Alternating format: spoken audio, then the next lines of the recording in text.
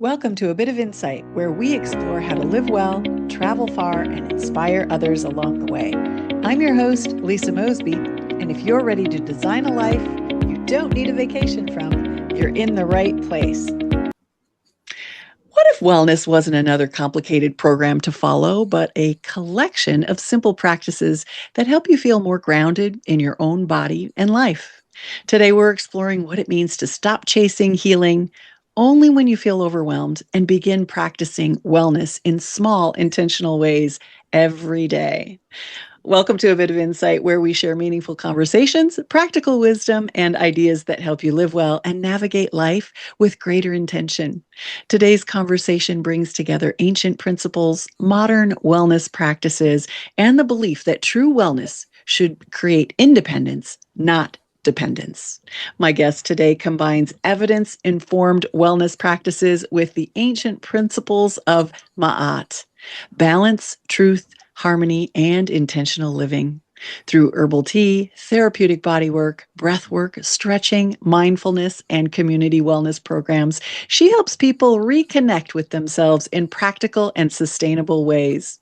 Now, I have a smile at this phase, ancient wisdom. I'm looking forward to introducing Samari, who is 31. Well, I achieved the age of 61 this year. I've spent years studying herbalism and holistic health myself. So between the two of us, I may be the ancient one. She may be the modern expression of it, but that is exactly what makes this conversation so interesting. Samari, welcome, and thank you so much for joining me today.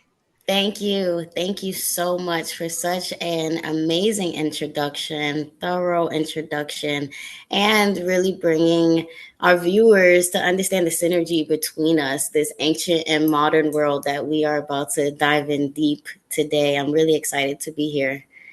And I'm really excited about bringing these or exploring these modern principles. But I want to start with the name of your company, Maaat Treehouse. What inspired you to create it? And give us the definition of that. And hopefully, I'm pronouncing it correctly. Yes, you are. Thank you very much. I love that question because it opens the door really much to my personal journey and why I started this business. Ma'at is one of the ancient Kemetic deities that, as you mentioned in that introduction, symbolizes justice, truth, balance, order, and we all know living this life in this world, this human experience, we need those things: justice, truth, order, discipline, to really just be successful and gain the reality that we want, right? So, on my own personal journey, those lessons of life started to ring really loudly for me. And then I found myself lost in my 20s, and lost in the sense of just trying to figure life out, meeting new people, having new experiences, finding my identity within all of these circumstances. And I really wanted a safe space. Tree houses, nature, I really was drawn to a lot as a kid. They're fun. I think that especially in this day and age, the architecture with tree houses has really just gone out of the roof. So it's really you can create from something from your wildest imagination with a treehouse, and then understanding the foundation, the structure, the stability that trees bring, that merging with Ma'at, those principles, I just felt like it had aligned so beautifully. And for everything that I wanted to offer, it went hand in hand. So Ma'at Treehouse was birthed to be a space, a safe space, a strong foundational space for people to restore balance, restore discipline, bring truth stronger to their life.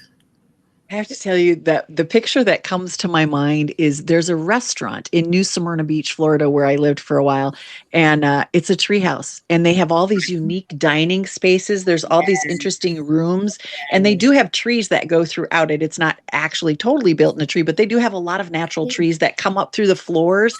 And I had this vision when I was reading about your story, and I see each of those little rooms as a part in our brain, a part in our brain where there's truth, a part in our brain where there's wellness, where there's adventure and desire and all of those things. And it leads me to ask, what is intentional living? How does that fit into your life? And what does intentional living mean to you? Wow, such a great question, especially as you said, those compartments in our brain and that translate into a real life, business, finance, family, relationship.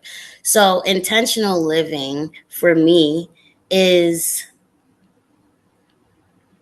understanding that each action that you take has a specific cause and effect.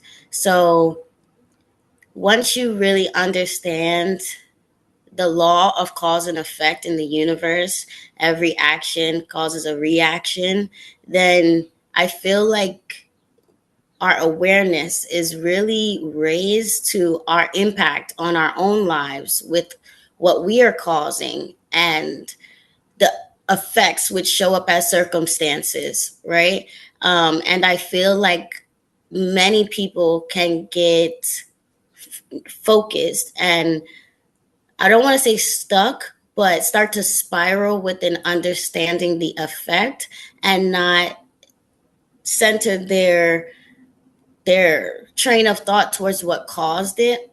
And when I started to do that for my life, I started to see how the little things, the circumstances, the effects, when I looked at the cause, it was, oh, I will forget to do this. I didn't care so much about this, or I just chose not to do something.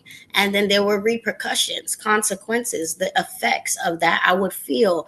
And it didn't feel good. I kept feeling like I was going in a circle, like doing well, then doing bad, and then having to get out of this cycle.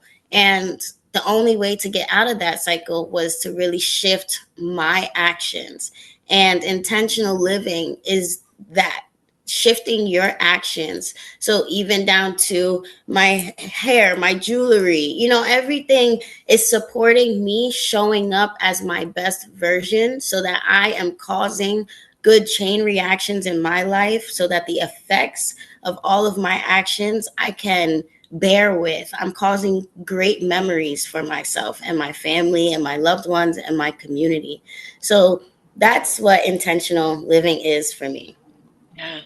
It really is us getting to decide and making the choices for ourselves with that intention versus in my book I talk about autopilot. We run on autopilot. We're supposed to finish high school, maybe go to college, get married, have a baby, and do all of these things in a certain order, and we're seeing younger generations just throw that script out the window and doing it their own way. People are moving into tiny homes. People aren't going to Yeah. college right away. They're going on adventurous trips around the world or figuring out how to play the points game and travel for free. So there's this shift in how intentional young people are wanting to live.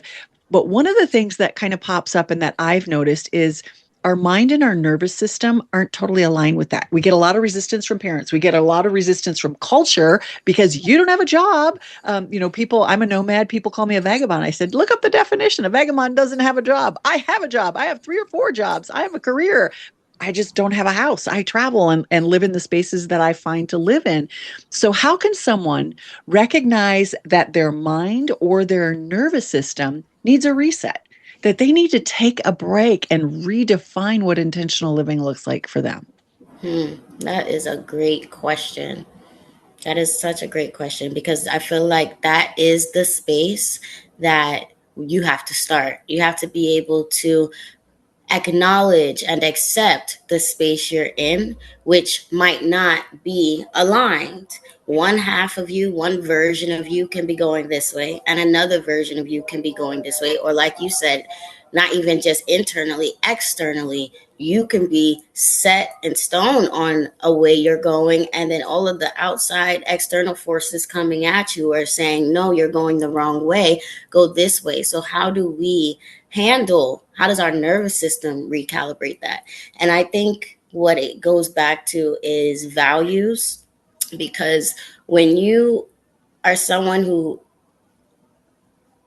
truly understands what you value for yourself, for your life, for your family, for your loved ones, you're able to put up stronger guardrails around the things that will pull you away from your values. So if I say I know I value experience and I value community, what does that look like for me?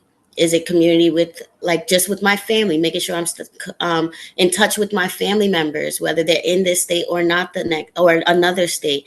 Is it my neighbors in my building or in my, in my vicinity, making sure that I know who they are? When you start to really understand within yourself what you value, you're going to make sure you do those things to keep that energy, to keep that environment, because that's what's sustaining you. It's like it aligns with your purpose and what you're here for and the service that we do to give back.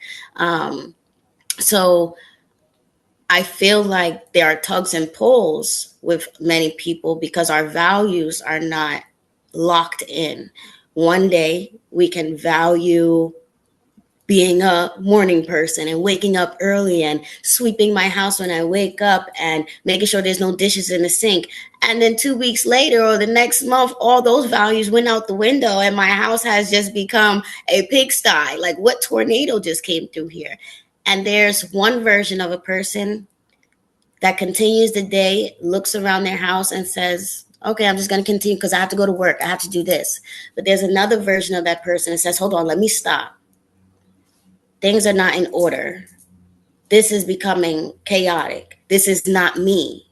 Let me turn off my phone. Today's cleanup day. I'm not doing anything until my house is clean because I have to this is not me. I'm not where I'm supposed to be. So and that's it on the minute level, on the micro level. And I think that if we take it on a broader scale, there's many versions of that, and how elders or ancient principles say, how you do one thing is how you do everything. So I hold that deeply with me, and that allows me personally to be able to lock in and at least become aware. And it's not to say that you're never going to stray or you're always going to be on and you're not going to have off days, but it's about raising your awareness to know, hey, this is taking me too far out and I'm coming back in. And for me, real quick, to sum it up, I think we've all been in school, in grade school, and it's like, we know we have that test coming up and we have those friends that don't care about the test. Internally, we all have been that child that's like, oh, do I care about my test or do I not care about my test? I know my friends don't care, but I care. Okay, so I'm not going to just play at lunch. I'm going to sit down, open my book and study. It's that shift within yourself that you have to know, okay, I'm not just going to go where people want me to go. I'm going to do what's best for myself. And that's where that recalibration between the mind and the nervous system, I feel, lives. And that's where that process is able to start, because the body is naturally going to do that. But how are we supporting our body to do that? Yeah, so many people are disconnected from their bodies, if you will, not where you can see it, but we're in our head or we're in our body. They work synergistically together, but so many times we see this disconnect, and that's what affects our nervous system. So what helps somebody to start listening to their body again? Do you have like maybe 2 or 3 grounding techniques that we could share with folks that help to realign your mind and your body so that you're functioning and you're calming and soothing your nervous system? Yes, definitely. These are the first 2 practices that we promote within Maaat Treehouse. The first one is stopping everything, sitting or standing with your feet planted and taking 9 deep breaths. When you're taking these deep breaths, when you inhale, we lift our chin up to the sky, opening up our chest and expanding and aligning our body with that expansion within our body that is naturally doing. And then when we exhale, we bring our chin down to our chest to support that natural contraction that the body is doing. And you see, if you do that 9 times, one, you're increasing the amount of oxygen within your body, just supporting that internal open and closing. You're lifting up your chin, opening up your nasal passageway to receive more oxygen. And you will see that naturally you're overriding your system at that point. Oxygen and your parasympathetic system are just taking over. By the time you get to the fourth breath of that, you will be in a more relaxed, calmer state so that you can meet your mind where it needs to be. Now, our second practice that we promote is called body scans. So, same thing, standing or sitting, becoming present with yourself, taking your own couple breaths so that you know, okay, I'm about to attune myself and scan to check my internal temperature, is what we like to call that.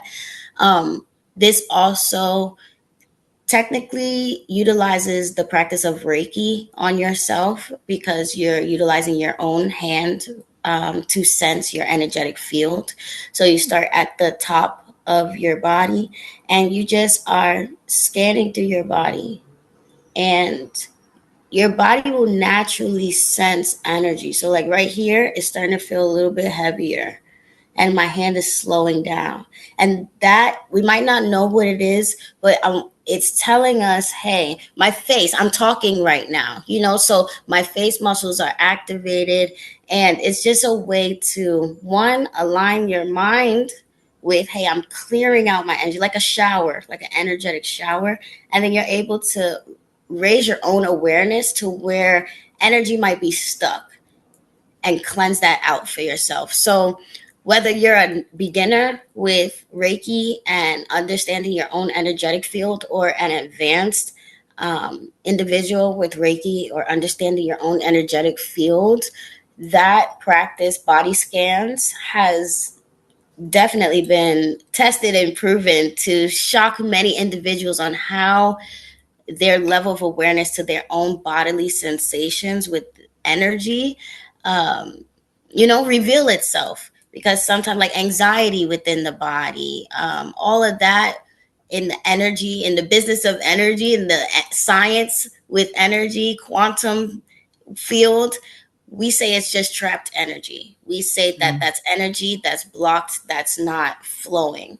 So when you raise your awareness to that, and then it might be your environment, you're looking around, what is this? There's multiple things that go into play, but we know that when you still yourself, when you slow down your breath and you're intentional with your breath, and you do your best to check your internal temperature, become aware, are my palms sweaty? Is my knee hurting? Is my you understand all these things? And we know, as you're listening to this, the viewers, Miss Lisa, as you're listening, I'm sure we all had that feeling. We're sitting at the desk too long, our back starts to feel something, just an ache, or it's like, let me breathe this through because I'm having a blockage right now and it's not allowing me to show up at my highest. Yeah, sometimes our mind, our thoughts can push us through something. We see that with professional athletes, like they can play with a broken or a twisted ankle or having the flu. We do that same thing. We push through. We go to work even when we're not feeling optimal, when our brain's not functioning. And what the word that comes to mind often when I listen to you or when we chat is everything is with intention. And we don't mean that in a negative sense or like that it's something that we have to force. Intention comes with a serenity, a calmness, a peace when you can sit with your own space, your own energy. And even just scanning your body with your hand, it's intentional to actually focus. Like, where's that hand at? I'm at my eyes, and I was noticing my cheeks, and my cheeks were tight. And then it's like, ooh, I've been talking a lot these last few days, and I know sometimes I need to have some honey tea because my throat gets sore because I talk for a living. So being aware of, I love how you bring awareness and attention to what's going on with our systems, and then intention with how we act and respond to that. And I know some of the things that you use, some of the tools are herbal teas, therapeutic body work, breath work, stretching, and mindfulness. How do you decide what a person might need? Well, honestly, the way I've designed my Maaat Treehouse, all of those things, I don't know if this is selfish to say, but we all need those things. We Like do. We everybody totally needs those do. things. I get kind of biased a little bit within the wellness because I'm like, how do you not need to stretch? How do you not need this? And it is interesting when I connect with those types of individuals who do not prioritize self care over their other responsibilities. And, you know, I like to meet people where they're at. And that's why breath is our main entry point. So any without any obligation, breath is a space that I can meet people where they're at. The other products that we have, movement, herbal teas, hands on body restoration, those services are entry points for individuals who definitely are more aware and already possibly living an intentional life. They understand the value of herbal medicine and the benefits that they bring to the body when you're taking them consistently. They understand the benefits of pouring into yourself and taking a moment to invest in yourself, to receive hands-on restoration, that you can massage your own shoulder, but it's different when somebody else is massaging your shoulder. So a lot of our community workshops, that is our main entry point, where we're meeting, as you said, how do we know where people are at? And people don't even know what they need, but everybody needs to breathe, and everybody needs a safe space to just share what's on their mind. So my treehouse is definitely in the business of, one, really cultivating those safe spaces for that inner reflection, those very personal, um, transformational dialogues that take a lot of courage. So that journey has been really, really revealing of the truth and the weight of this work. So One of the things that we're in total agreement on, and I've heard you repeat it multiple times, and you share that message out in social media, and that is that you say, uh, when we reveal wellness, it creates independence, not dependence. Why is that distinction so important to you? yeah, it really is. And thank you for bringing that up, because nobody can do it. Has been revealed to me on my own personal journey, and it still Me is. too. I'm Mhm. 31. I Nobody can do the work for you. You have to do the work yourself. So I'm in the business of being the sea. There's an abundance of water here. Come play, come have fun. But I'm not here like, okay, it gets touchy working with people and how long people need the assistance for, and I just don't feel like individual wellness journeys should feel like you need someone else. The attachment be to be motivated, the attachment to be restored within all the value. Like, there's a time window that I feel like people need to grasp it for themselves and do the work themselves. And that was a tough question for me to answer. I'm not gonna lie, Miss Lisa, because I see it, and especially as I'm developing my business, that's something that I'm very intentional with being mindful of. I I don't want people to feel like, hey, I can continue my bad habits, and the wellness industry, the people who are in wellness are always going to be there to catch me when I fall. I don't think that that is the route that is going to make humanity a stronger place.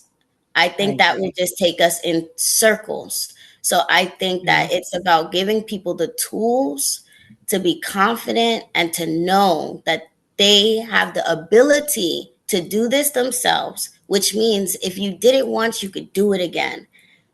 like we mentioned earlier, circumstances come and go. Every day is not going to be a good day. Every day is not going to be a bad day. But we know that we are realistic, and we know that they will come. So how can we prepare ourselves to show up as our best selves no matter what circumstance? So that's the business that I'm in. Yeah. And I feel like that is what separates the independent from the dependent version of the wellness.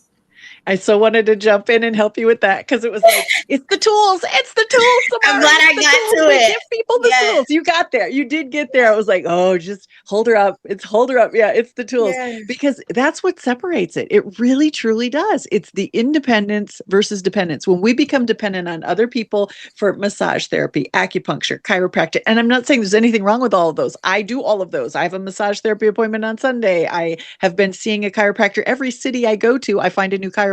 I get a referral from the last place that I was at. So it's not that I don't use those tools, but I also know how to work on my own nervous system. Something you had said earlier was we tune into the parasympathetic nervous system. And one of the things that I've learned to do is use a sleep mask, not Yes. not just for sleep. If anybody has ever experienced sadness or grief, you'll notice that people will go to their head. You'll see it on TV, you'll see it in shows. People will go to their head. Well, when you put your hands over your eyes, you actually activate your parasympathetic nervous system just that quickly, just by putting your hand in your hands and breathing and taking some deep breaths. And I love how you guys approach opening and breathing and bringing it in. Like it's very intentional. And again, these things activate our parasympathetic nervous system so we can calm our own self down. And so it's just the tools. And that's what creates that independence, and gives us confidence that we can take care of ourselves. We don't have to rely. Now, we're not talking about major diseases and things, but we know that most diseases stem from an emotional component or stress component. And if we learn to manage our emotions and our stress by using these simple techniques, we can push off long-term chronic illnesses to the future and hopefully to the distant future or to non-existence. Yeah. And I know you serve individuals, seniors, youth, community groups. What Yes. do these all have in common? And how are they different? And what have you learned through working with the different generations? It's kind of a multi-part. The question was formulating as I was asking it. So you work with different groups in your community events. What have you learned about different generations through that process? Great question. The biggest thing I've learned throughout working with intergenerational is that we are all human. It has Bottom line. definitely grounded me in that, because we're all humans trying to figure it out. And back to the tools, we're in 2026, and I'm realizing that these tools, yes, they've always been here, but it's like an archaeologist. It's always been there. You just found it. You just dug it up. You didn't really find it's just now being revealed, you know? And I feel the same thing about wellness tools and the epidemic of depression and anxiety and mental illnesses that has really been on a rise within America, North America specifically. I've seen it within my life drastically, so I can only imagine the the way the realities look now are not the way they looked before. And even though these problems may have been there before, they weren't as right in our face. And I think that because they're right in our face, we have a duty to do something about it. So, working with the youth, working with seniors, working with individuals of all ages has definitely, every time we do a workshop, it's so fulfilling to see how aware people are becoming, and that it doesn't have an age. It's choice, because I work with 9-year-olds. that are able to understand or not understand, all the way to 80-year-olds that are able to understand or not understand. So I think that I'm in a space of great understanding of just everyone, like, just all different walks of life. And it fills me with gratitude to know that Maaat Treehouse is able to, one, yes, they say a business have a demographic. However, we are able to filter out into all across the board and touch so many, generations all at once, because a young person should have emotional regulation and can be emotionally regulated, as well as adult of any age. It's a human thing that I feel like keeps the world healthy. So I would say that's the biggest takeaway from working intergenerationally. Yeah. I have thoroughly enjoyed this conversation. Yeah. It's been fun. And I hear a little bit of New York in the background. We hear the sirens going, and yeah, I know you're in the midst of excitement. When someone leaves one of your events, what do you hope they leave with? Courage. Courage to be in the dark with Yeah. themselves. Just like you said, so many people are so afraid of the Yeah. dark with themselves that they won't even do that. And little do you know, it was just revealed today that this activates your parasympathetic system. You're actually doing yourself the best thing you can do by Yeah. going into the darkness, within yourself, so that you can really get clear. And that takes courage. I'm seeing that. Um, it takes courage, it takes grace for self. And the biggest takeaway that, when people leave a Maaat Treehouse workshop, courage and inner determination and a strengthened inner awareness to what they can and cannot do for themselves. Yeah. All right, folks, we're coming to the end. I love seeing a younger generation take these timeless principles and make them practical, approachable, and relevant for the world we're living in today. Perhaps I represent the ancient version and Samari represents the modern version, but the wisdom underneath it all remains the same. Our bodies need rest. Our minds need moments of stillness. Our nervous systems need support. And healing is not something we should chase only after life has pushed us beyond our limits. It's something that we practice. And I encourage you to get out and practice. And if you need support to do that, definitely reach out to Samari. And Samari, where would people find you? How would they get in touch with you today? Yeah, definitely. You can find us everything Maaat Treehouse, Maaat Treehouse, website, Instagram, all social media platforms, Maaat Treehouse. And please reach out to us. We're looking forward to working with you guys. My insight from today's conversation is that true wellness does not make us more dependent on another person. It gives us knowledge, awareness, and confidence to participate in our own well-being. Samari, thank you so much for carrying ancient wisdom forward in such a modern and meaningful way, and for sharing the heart behind Maaat Treehouse with us today. Folks, again, to learn more about Samari and her offerings, visit maattreehouse.com. And you can again follow her on all the socials. We'll have that information in the notes for this episode.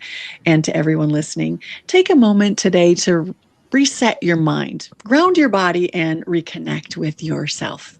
Until next time, live well, travel far, and keep gathering the light that help you create a truly beneficial life, a life that you love. And we'll see you all in the next episode. Thanks for joining me on A Bit of Insight. To get more involved with our wellness community, grab a copy of my book, Live Well, Travel Far, or to explore our travel offerings, visit the website at insightcenterforwellness.com. And if today's episode gave you something to think about, leave a review and please share it with a friend. This is Lisa Mosbey reminding you to live well, travel far, and always follow your insight.